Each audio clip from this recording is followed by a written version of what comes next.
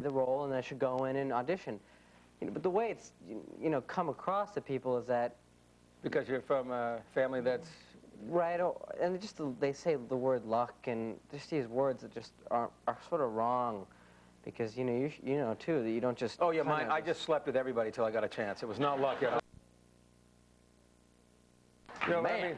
I mean, so you just don't get, I just want to make the point that I have to work for it, so... Absolutely. Now, once you get the job... Yeah. Okay, they've told you have it. Yeah. Do you then know that you can do it? Or once you get the job, what's that first second like? Are you like, yeah, or are you like, shoot? Well, the second I actually officially found out, I was cooking a piece of chicken, and the phone rang, and they said, I just want to offer you the role officially. And I hung up the phone, I went over, and I took that chicken off the grill, put a little ketchup on it, a little pepper, a little salt. Took a little bite out of that thing and said, oh, yeah, baby. Chicken's a damn fine food, baby. It's all good, Sinbad. Sinbad. So it was, so that's what happened. And no, I mean, like, when you get the role, like, I walked out there. I went down to, I didn't walk to Texas, but I went to Texas, and it's like the whole time I didn't know what we were doing, and I was nervous. I didn't know if it was going to be pulled off, so I was nervous a lot of the time. Well, why don't you tell the audience what the film's about? Well, audience, the movie's about my character, Max Fisher. He's this 15-year-old kid, and he's very ambitious. And he falls in love with this older woman who's his teacher. And he tries to win her love, and to help get her, he goes to Bill Murray's character, who's this rich guy, and they try to go get her together. In the process, Bill Murray falls in love with her, and we go to war. It gets ugly. It's a love triangle. So are there any similarities between you and Max insofar as being attracted to older women, maybe? Have you ever had a crush on an older woman? Yeah. When I was 14, she was old. When I was 14, there was this girl who worked at my house who was, she was kind of a tutor to me, and she a French tutor, just sort of an everything tutor, and she lived at my house and lived next door to me actually, and she was really hot, and she was a swimmer on the UCLA swim team. Really? So you know how that goes. Yeah, broad back, long legs, nice. Toned. So that was very nice, and I fell in love with her, and I told her that I loved her, and... So you told her? I did, just like my character in the movie. I said to her, I sat her down, and I said, look, I want you to know that I'm madly in love with you. And she said, I don't think that's going to work right now, and my heart was broken. That's kind of where I took a lot of the inspiration for the character. Well, have you talked to her since? Yeah, I did talk to her like 3 days ago. And she's ready now, isn't she? Yeah. You did that movie. She's all over it. She's all over it now. Come on. Listen, we'll be back not like that. with Jason Schwartzman when later returns. Don't go away. Too many extracurricular activities, Max. Not enough studying. 54, 42, 41.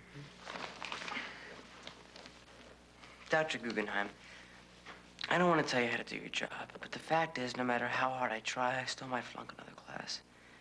If that means I have to stay on for a postgraduate year, then so be it. But if We don't offer a postgraduate year. Well, we don't offer it yet. Welcome back to Later. I'm Judd Nelson, and we're here with Jason Schwartzman. Now, this is your first movie. It's a big role. You're in lots of scenes. Yeah. And you're acting opposite Bill Murray. Now, what was that like? Were you, like, freaked at first? Were you comfortable with it? Did he scare you? The movie's been done for a year, and I'm still freaked when I see him, because he's not, you know what I mean? He's sort of a... Standoffish? Yeah, and, we had a hard time when the movie first started, we got off to a rough start. And what do you mean? I don't know, man. Maybe, have you heard about what he said on Conan O'Brien? Well, actually, strangely enough, we may have a clip. You have the clip. Of Conan, and if that's possible, can we go to this clip, and then we can ask you about it? We rehearsed in the director's hotel room for about an hour, and I went directly to the bar after it. I went and got really drunk. And he ends up doing a really great job in the movie, of course. And but the first day, he was just, I don't know what he's just a wise ass. Now, Do you think this was really how he felt, or was he just being Bill Murray and hey, it's okay? Hey, I gotta sit up, man. I'm short. So, I mean, was he goofing on you, no. or do you think that he really was frightened that you wouldn't be able to do it? It's a tough call. I mean, when I first met him, he got there the day before we started shooting, and usually he'd like some time before to kind of get to know him. And he flew in the night before, and we had this, like he said, this rehearsal in the hotel room with the director. And the whole time I was just like, you know, it's like Bill Murray, and he wanted to work, and it wasn't, you know, and he had his own things, and he went down to the bar and got drunk. I went to the mini bar. He went to the real bar. But we both had a hard night, and we started shooting, and then, you know, he would do things like he'd whisper things in my ear before shots. Good things, or No, like bizarre things. Like what? Like the first shot I ever did with him, we were carrying these pipes and we're working out, Right. you know, and he whispered in my ear, "Let's try and get this shot in one take, kid. I want to go play golf today." And I didn't know what to make of that, really, and it was kind of like scary to hear that, you know, from a Ghostbuster, and you still want to hear But that. he was the bad Ghostbuster. Right, he that's was okay. Ray. But still, you know, just little comments like that. And then I think I realized halfway through that he was just kind of doing Working you. Yeah, it was softening me. It was all on purpose. But you know, he ended up being a great guy, and I love him a lot, and he's like sort of a great figure in my life. Now, as the film progressed, did he give you any real advice once he realized that you were doing just a great job on the film, and he might want to not work against you, but with you? Yeah. No? Maybe like. Sorry. He never was nice. I'm sorry. No, he was great. I mean, like one night we went out to dinner and I paid for it, and I asked, you know, he said you should always tip 100%. And I kind of looked at my wallet and then I looked at the bill and I thought, Bill, I don't know if I'm able to do that, man. And he's like, you gotta do it, Schwartzman. And I guess that was the first tip that he gave me, and I kind of blew it right off the bat. So, now, did you watch dailies as the film was going on? no. See, I don't want to paint the picture that I was, you know, neurotic or anything, but during the movie I was very scared. I was unsure. I hadn't any experience, you know, with movies and stuff, so I always wanted to see them, and the director never wanted me to see them because he just thought I would see myself and then try and censor myself. So, you know, I wouldn't even have playback or anything. Well, you know something, I mean, I've done many films, and most of the time directors don't let me see dailies. Really? And I think it's because they're insecure. Really? Their assumption is that we will be insecure, but they are. And also, you can see in dailies, you may see 5 different takes, some of which is good. Yeah. And then you go see the final movie, it's not in it. And that's what directors won't like, when you come up to them afterwards and go, hey, you suck. Was there a lot of that in Yeah. the Breakfast Club? Well, in the Breakfast Club, we didn't see dailies. Really? But we shot so much film that we kind of hoped, I think, that the rough cut of Breakfast Club was 4.5 hours long. Wow. Yeah, like this breakfast and lunch club. That was just, that was just. Now, you recently graduated from high school. Yeah. So what's gonna happen? I don't know. The future's an open basketball court right now, and I don't. What? Listen. Now, were you anything like your character in high school? Because in the film, you're like the president of the kite club. You create the fencing club. You're really involved. Nice gloves. Thanks, man. Nice I had to do it for you. I like Want to it, go yeah. fishing, man? I had to do it. Come on, Bob. I like the scene when you're under the desk and or when you do this with the basketball. You know that scene? Fake him out. Oh, he kinda wanted to roll kill it. me, but Did he? yeah. He wanted to kill me. Don't mess with the bull, young man, you'll get the horns. Yeah, that was great. Yeah, I don't mind working with gay actors, though. It was kind of Wow. Now, listen, did you ever get into trouble when you were in school? Well, trouble's sort of a loaded word. Well, did you do anything that was awful that your parents were upset about, that the teachers were upset about, kind of like what you do in the film? No, I wasn't really a bad. I was a good. I mean, no. To answer your question, no. But my parents were upset with me, you know, if I didn't get like good grades or something, which I didn't. But which Well, I did. I mean, I did. I got like B's. Well, you come from a very talented family. Yeah. And now, did you want to act at a young age, or were you just having a kind of normal childhood and this came to you? Yeah, I mean, did you want to act when you were young? No, I wanted to be a athlete, Really? but I suck. So, you know, I thought, Well, I mean, maybe I can play an athlete on TV, Yeah. and that's the closest I could get.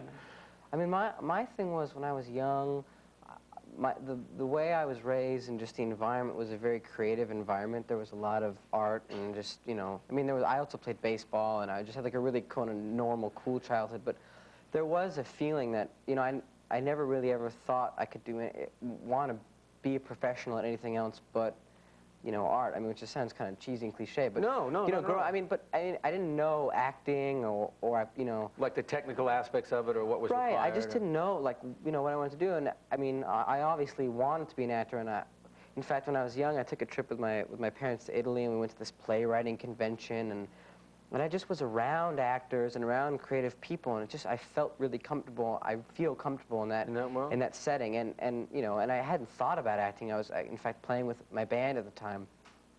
We were recording our record, and when I got the movie, it was sort of like I had to refocus everything, you know, artistically. But I had wanted to do it, and I was like glad. I felt, yeah, let's do it. Let's make a movie. Let's rock. You know. That sounds great. Listen, we'll be back with Jason Schwartzman when later returns. Stick around.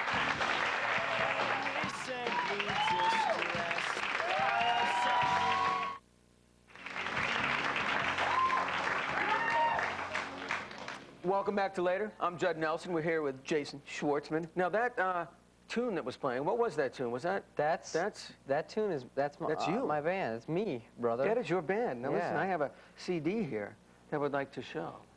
Can you see this? That's me, right there.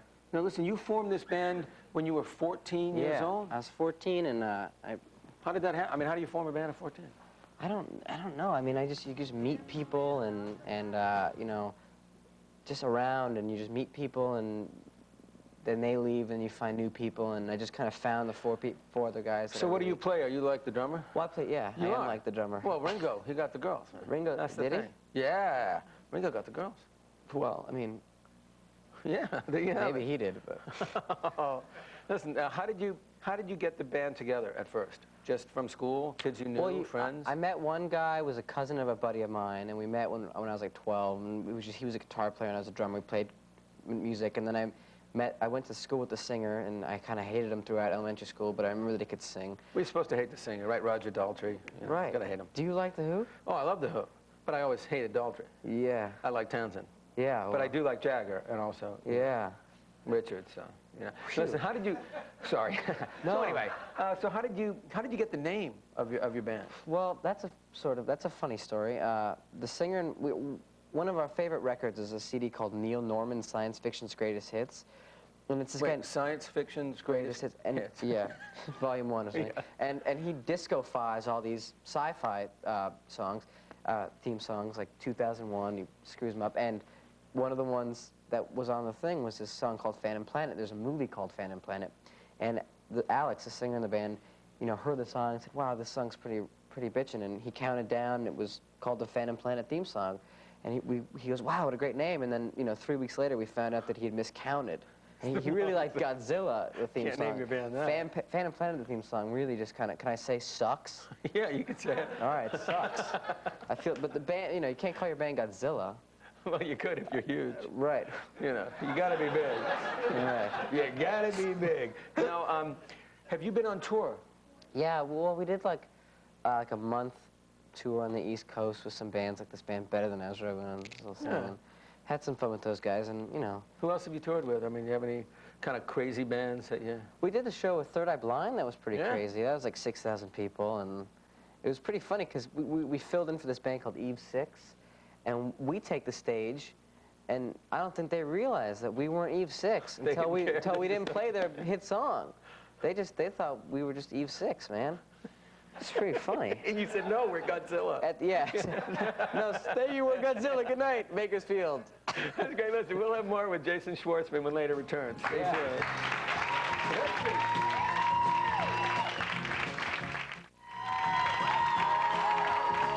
Welcome back to Later. I'm Judd Nelson. We're here with Jason Schwartzman. So, What are you going to do now? Are you going to do more movies? I assume that you're getting lots of scripts to read. Are you going to go to college? Are you going to cut another album? What's on I think all those things I'm going to do. I'm going to, you know, work with the band, and then I'm looking into doing another movie, and then, you know, and then I want to, you know, do funny things, like I want to do a play, kind of. Yeah. Then I write a lot and I paint, so I just, you know, maybe mess around. Well, listen, I want to thank you so I much want to thank you. for being on the show. I mean, you are great in the Thanks, film. I man. wish you tremendous success. Please come back. I'd like to thank my guest, Jason Schwartzman. I'm Judd Nelson, and I'll catch you later.